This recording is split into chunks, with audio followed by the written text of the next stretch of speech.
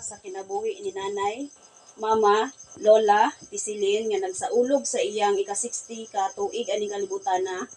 Salamat sa imong dakong gugma ug grasya ang gihatag kaniya sa tanang katuigan. Imong giuban si nanay sa daghang pagsulay ug kalipay.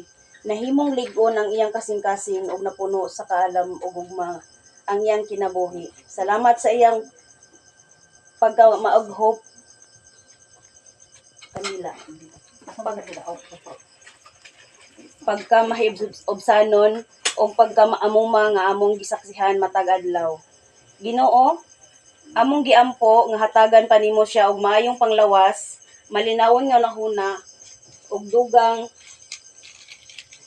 katuigan nga puno sa kalipay ug panalangin. Himuang mas mabati pa niya ang among gugma ug ang imong presensya matag adlaw.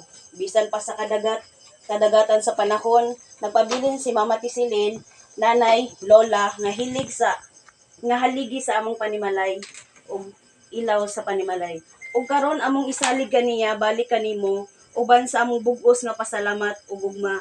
Amahan namo nga nasa langit, pagdaygon ang imong ngalan, umabot ka namo ang imong gingharian, matuman ang imong pagbuot dinhi sa mayroon sa langit. Kalano namo sa matag adlaw, ihatag ka namo karong adlaw. Pasaylo kami sa mga sala, pasaylo kami sa nagasala ka namo. Ug dili mo kami tugyan sa panulay, hinunual luwas kami sa dautan. Amen. Dalaygon nga amahan, salamat kayo gyud sa dugang katuigan nga imong gihatag sa nagsilver karon, isip inahan sa iyang mga anak, isip lola sa iyang mga apo, ug isip igsoon sa iyang igsoon, ug isip bana sa iyang bana, sa iyang asawa.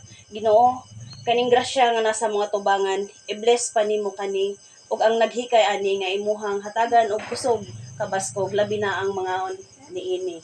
O kaming tanan nga naa diri Ginoo, mapasalamaton kami nga kanunay anaa gyud ikaw naghatag og protection, safety, blessings tanan-tanan na Ginoo, dili na mo mahiyap isa-isa.